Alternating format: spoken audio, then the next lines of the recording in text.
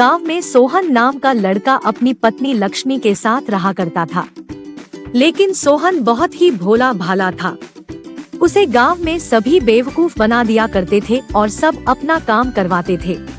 देखो जी, अब खेती के दिन आ गए हैं और पिछली बार भी अच्छा से काम नहीं किए थे। इस बार अच्छा से काम करना।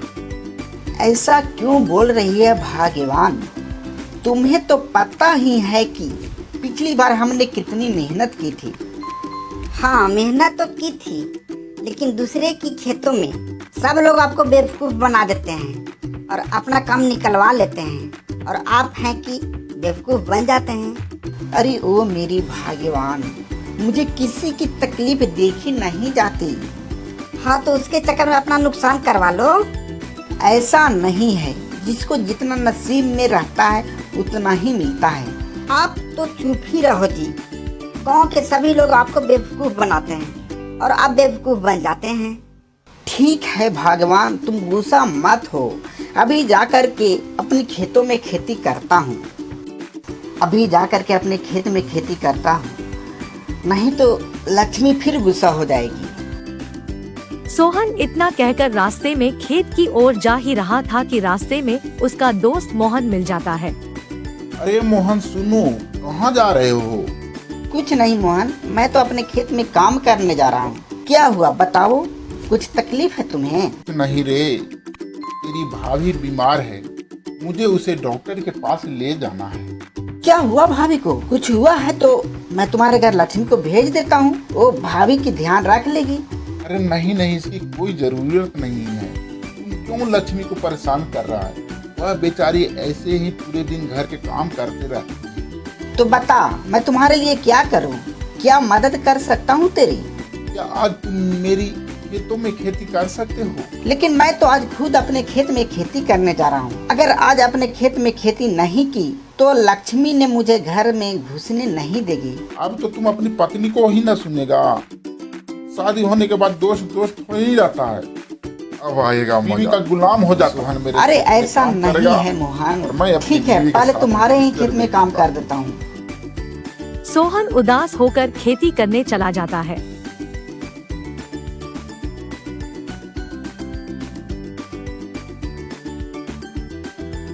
उधर बेचारा सोहन मोहन के खेत में खेती करता है और उसे काम करते करते शाम हो जाता है और वह बहुत थक जाता है। आज तो खेती करते करते थक गया हूँ और शाम हो गया। उधर लक्ष्मी भी मेरा इंतजार कर रही होगी। इतना कहकर सोहन अपने घर की तरफ चल देता है। आ गया मोहन, तुम? भाभी कैसी है? डॉक्टर ने क्या कहा? अरे कुछ नहीं, वह तो तेरी भाभी का थोड़ा थकान हो गया था, इसलिए चक्कर आ गया था। अच्छा, ऐसी बात है। चलो, कोई घबराने की बात नहीं है। मैंने तुम्हारा काम कर दिया हूँ, अब मैं घर जा रहा हूँ। लक्ष्मी मेरा इंतजार कर रही होगी। इतना कहकर सोहन अपने घर की तरफ चल देता है। घर के बाहर पहुंचकर सोचता है, यार मैं क्या करूँ? घर के अंदर जाता हूँ तो लक्ष्मी मुझ पर गुस्सा करेगी, लेकिन घर के अंदर तो जाना ही होगा। हे भगवान, आप ही मेरी सहायता करेंगे। आ गए श्रीमान जी आप। आज आप अपना ही खेत में खेती किए हैं ना? खेती तो की है, लेकिन अपने खेतों में खेती नहीं की है। क्या कहा आपने? अपने खेतों में खेती नहीं की? अरे लक्ष्मी भगवान, गुस्सा मत हो। वह तो मेरा दोस्त मोहन है ना, उसकी पत्नी को डॉक्टर के पास लेके जाना था, इसलिए उसके खेतों में मैं काम कर दिया। बुद्धू राम, फिर वो आपको बुद्धू बना दिया।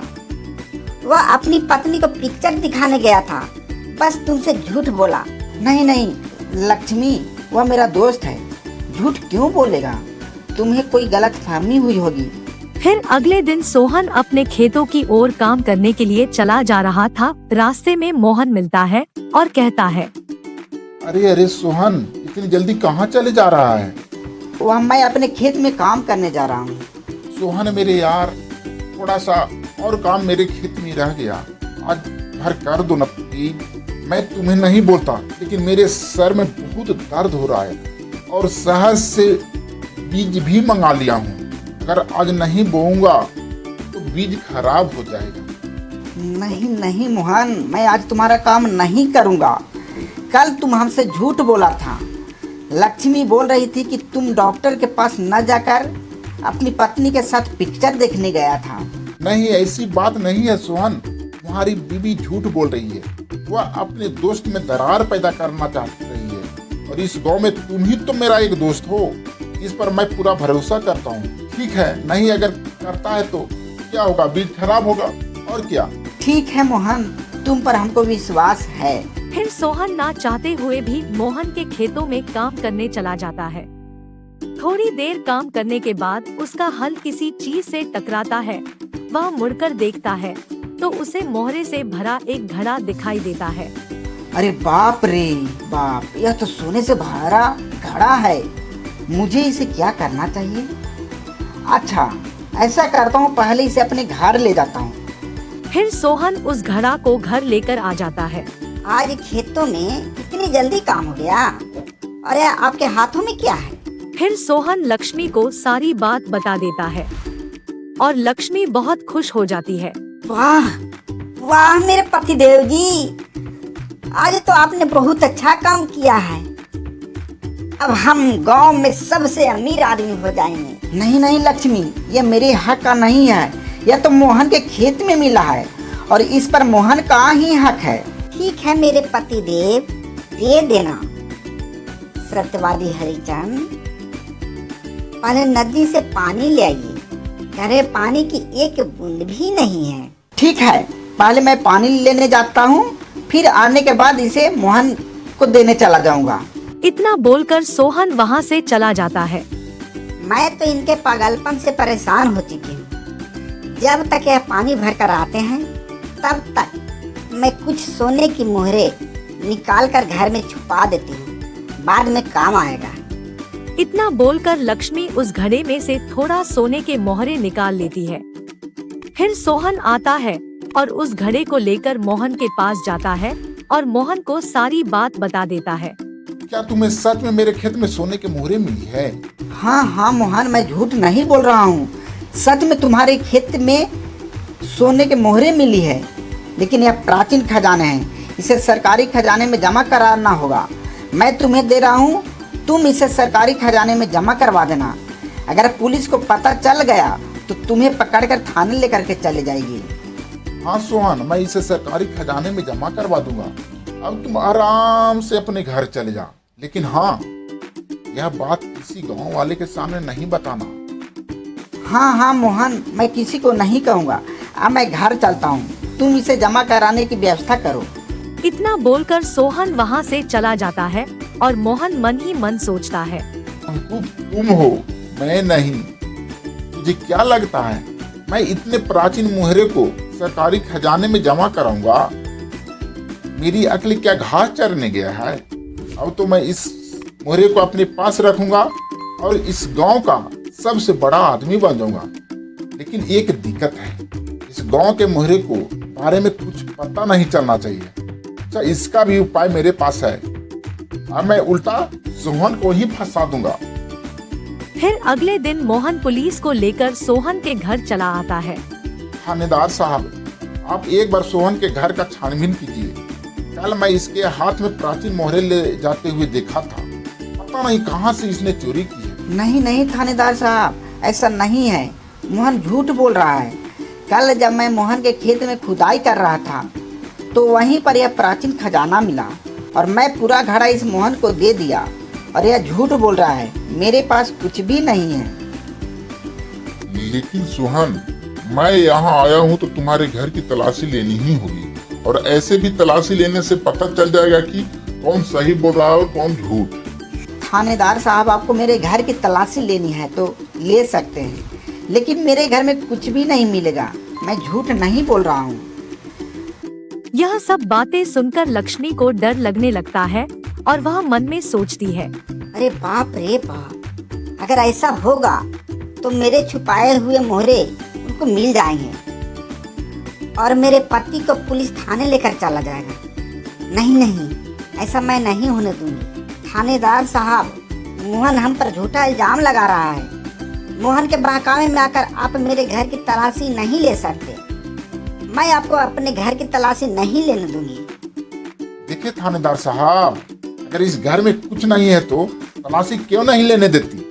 हमें तो लग रहा है कि उसे मोहरे के अलावे और कुछ भी रखे हुए हैं। लेकिन छानबीन के दौरान सोहन के घर से लक्ष्मी का छिपाए हुए मोहरे मिल जाती है। फिर पुलिस सोहन से कहता है, सोहन, तुम तो कह रहे थे कि मेरे घर में कोई मोहरे नहीं है, फिर यह तुम्हारे घर से कैसे नहीं मिला? मुझे मालूम नहीं है थानेदार साहब की मोहरे मेरे घर में कैसे आया। मैं तो पूरा घड़ा मोहन को दे करके आया था। तो तुम दोनों सच नहीं बताओगे? मैं तुम दोनों को थाने लेकर के जाता हूँ और वहीं अपने अंदाज में सच उगलवाऊंगा। थानेदार साहब, हम दोनों को थाने नहीं ले जाइए। मेरे मन में लालच आ गया था, इसलिए उस घड़े में से कुछ मोहरे निकालकर मैं रख लिया था। लेकिन मैं सच बोल रही हूँ, उस मोहरे से भरा घड़ा मेरे पति ने मोहन को ही दिया था। मोहन झूठ बोल रहा। थानेदार साहब, यह औरत झूठ बोल रही है। यह गिरगिट जैसा रंग बदल रही है, कभी कुछ बोल रही है, कभी कुछ बोलती है। इन्हें थाने में ले जा करके बंद कर दीजिए और आप भी देखें कि इसके घर में सोने की मोहरे निकली है। इसके बाद पुलिस सोहन को थाने ले जाता है और इधर मोहन मन में सोचता है, इन प्राचीन मोहरे को गांव में रखना खतरे से खाली नहीं है। मैं कल इसको शहर में जाकर बेच दूंगा और गांव का सबसे बड़ा आदमी बन जाऊंगा। उतना ही देर में थानेदार वहां आ जाता है। अरे थानेदार साहब, इतना आप कहकर थानेदार ने मोहन और के यहाँ घर की कैसे? तलाशी लेता है सोहन के और पास मोहरे से कुछ भरा मोहरे घड़ा बरामद मिल हुई जाता है। है। हमें तुम्हारे पे शक है, इसलिए तुम्हारे घर की तलाशी लेनी है।